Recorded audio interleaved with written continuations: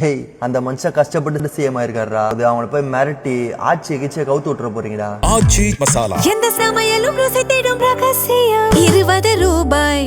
Reels ஃபீட்ல எனக்கு ஒரு video வருது. எங்க ஏரியா வில்லிவாக்கம் V1 போலீஸ் ஸ்டேஷன்ல ஒரு அம்மா கை குழந்தைய வச்சுட்டு அவங்க பொண்ணு காணும்னு கம்ப்ளைண்ட் கொடுக்க போயிருக்காங்க. ஸ்டேஷன்ல நின்று கதறாங்க. அதுல ஒரு கமெண்ட், திஸ் இஸ் அ பக்கா plan by DMK or ADMK. Consecutive டேஸ்ல இதெல்லாம் நடக்குது. Definitely all these are drama. DMK better try new technique. LOL அப்படின்னு ஒரு கமெண்ட். இந்த கமெண்ட் பண்ணது ஒரு பொண்ணு. அவங்க பேர் நான் ரிவீல் பண்ண விரும்பல. ஏமா நான் என்ன கேட்கறேன்னா, உங்க வீட்டுல ஒரு பொண்ணு, உன் தங்கச்சியோ உங்க அக்காவோ இந்த மாதிரி காணாம போய் உங்க அப்பா அம்மா போலீஸ் ஸ்டேஷன் வாசல்னு இப்படி கதறும் போது இந்த மாதிரி தான் லொல் அப்படின்னு கமெண்ட் பண்ணுவீங்களா? இல்ல இதெல்லாம் டிராமான்னு கடந்து போயிடுவீங்களா? உங்களுக்கு பிடிச்ச ஆளுக்கு ஓட்டு போடுறது உங்க உரிமை, அவங்களுக்கு சப்போர்ட் பண்றது உங்க உரிமை தான். ஆனா நடக்கிற எல்லாத்துக்கும் இன்னொருத்தர் தான் காரணம், இவங்க ஆட்சி கரெக்டா தான் இருக்கு அப்படின்னு சொல்லிட்டு கண்மூடித்தனமா சப்போர்ட் பண்றது தான் பிரச்சனைங்க. நான் இந்த வாட்டி யாருக்குமே ஓட்டு போடல, நான் நோட்டாக்கு போட்டேன். உடனே நான் இந்த வீடியோ போடுறத பார்த்து நிறைய பேர் கமெண்ட்ல வருவீங்க, DMK NTK இல்ல வந்து ADMK அப்படி இப்படின்னு கமெண்ட்ல வருவீங்க. நான் சத்தியமா யாருக்குமே ஓட்டு போடல இந்த வாட்டி. இல்ல எனக்கு என்ன புரியலனா, ஆட்சிக்கு வரதுக்கு முன்னாடி பிரச்சாரம் பண்ண விடலன்னு சொல்லிட்டு பெண் உரிமை அப்படி இப்படின்னு கத்தி ஒரு வீடியோ போட்டிருந்தாங்க. அப்படிப்பட்ட ஒரு அமைச்சர் இந்த மாதிரி ஒரு விஷயத்துக்கு பிரஸ் மீட்ல கேள்வி கேட்கும் போது பொலிட்டிக்கல் கொஸ்டின்ஸ் கேட்காதீங்க, அட்மினிஸ்ட்ரேட்டிவ் கொஸ்டின்ஸ் கேளுங்கன்றாங்க. அட்மினிஸ்ட்ரேட்டிவ் கொஸ்டின்ஸ் கேட்கறதுக்கு IAS ஆஃபீஸரா, பொலிட்டீஷியன் தானே, அது சம்பந்தப்பட்டு தானே கேட்பாங்க.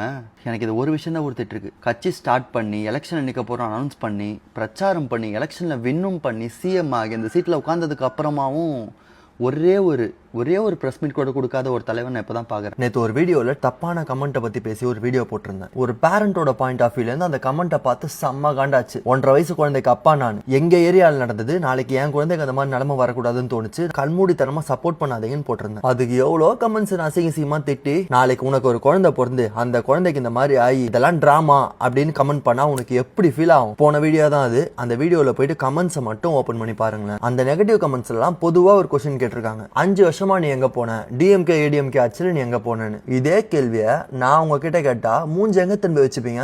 இப்ப கமெண்ட் பண்ற எல்லாரும் 5 வருஷம் முன்னாடி ஆட்சியில உங்க வாய்ஸ் ரைஸ் பண்ணிருக்கீங்களா? அப்படி பண்ணிருந்தீங்கன்னா DMல எனக்கு ப்ரூஃப் சென்ட் பண்ணுங்க, அப்போ ஒத்துக்கிறேன் நீங்க கண்மூடித்தனமா சப்போர்ட் பண்ணல, பகுத்தறிவோட பேசுறீங்கன்னு. மாற்றம் வேணும்னு கேக்குறீங்க. ஒருத்த மாதிரி வாய்ஸ் ரைஸ் பண்றானா அதை ஏன் அக்செப்ட் பண்ணிக்க முடியல உங்களால? உடனே DMK கைக்கூலி காசு வாங்கிட்டான், எனக்கு அது அவசியமே இல்ல, நீ இவ்வளவு வெறுப்போட பேசுறனா என்ன காரணம்? அசிங்கமா திட்டுறீங்க, நான் மிரட்டுறீங்க, அடுத்த ப்ராஜெக்ட் எப்படி பண்றோம்னு பாக்கலான்றீங்க. நீங்க மிரட்டி பேசின எல்லாத்தையும் ஸ்கிரீன்ஷாட் எடுத்து வச்சிருக்கேன். ஆனா ஃப்ரெண்ட்ஸ் சொன்னானுங்க, இந்த மாதிரிலாம் பேசி வீடியோ போடாத, நீ மீடியால இருக்க ரூட் மாஃபியா அது இதுன்னு. அப்ப நான் சுத்தமா நம்பல. டேய் அந்த மனுஷன் கஷ்டப்பட்டு CM ஆயிருக்காருடா, அவர் வேலையை பார்க்க விடுங்க.